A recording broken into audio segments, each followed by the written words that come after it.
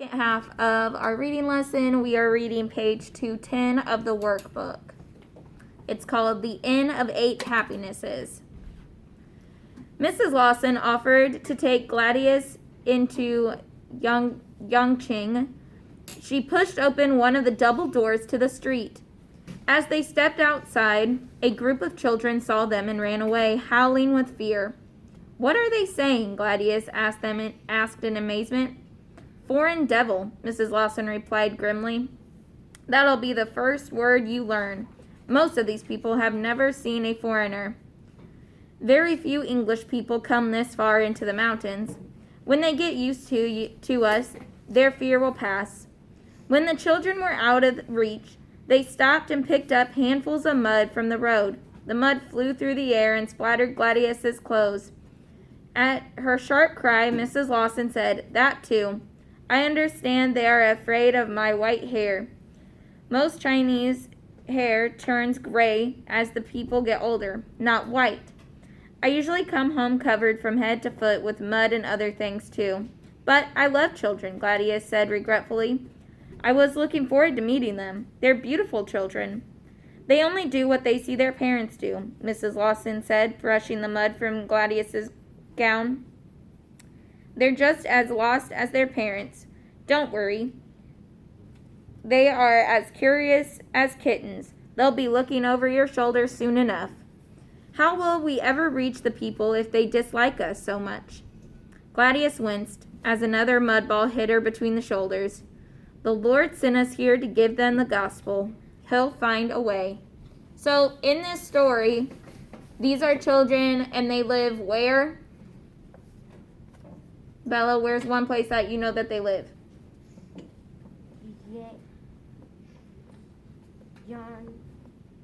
Yangqing, right? Mm-hmm. And it tells us that it's a place in China, right? Because it says most Chinese hair turns gray.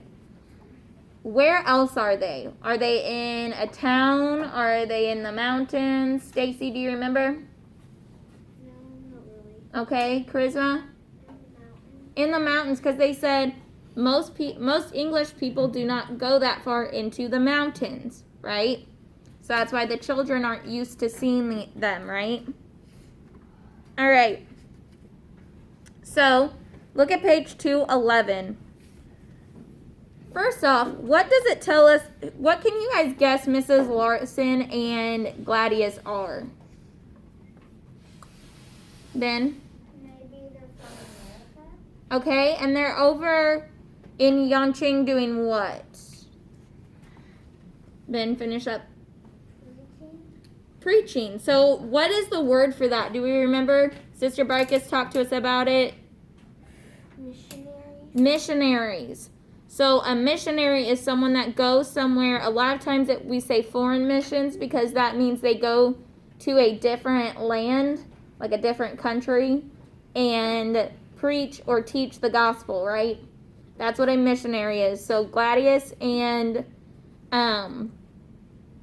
Mrs. Lawson, I said Larson, but it's Lawson, are missionaries, right? Okay, so now look at page 211. It says you are going to read the paragraphs, which we just did, and then answer the following questions. We've already talked about a lot of these, but let's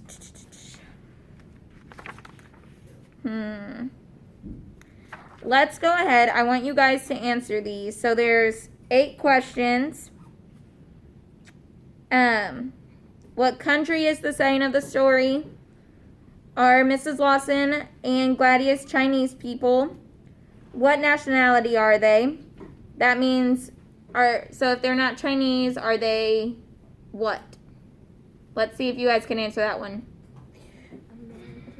American or English, right? Because it says English in there, but we speak English and we're from here, but they might be from England, right? Since they're English. So that one would be English. Does the setting affect the actions of the characters?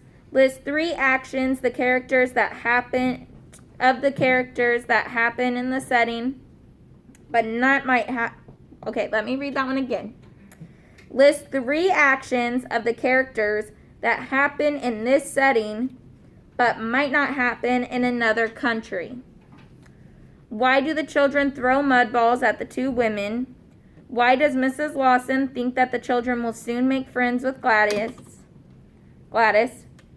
And who will find the way to reach the Chinese people? Okay? So, when you are done, make sure you write your name at the top of this page and at the top of the page that you wrote on before, which was 209. Okay? So, 209 and 211. I want you to rip out both of those pages and come and see me. Well, no. Actually, do not rip out both those pages. Only rip out page 209 and turn that one in, okay? So, you're going to rip out 209 and turn it in. We didn't turn it in yet because we had to read the story on the back, okay? But you need to answer page 211. So, if you want to rip out 209 now and turn it in, you can. Or you can wait since it has the story on the back in case you want to use it to help you on the questions, okay? All right, and people at home, just go ahead and answer the questions and take a picture of page 209 and submit it to the lesson. Thanks.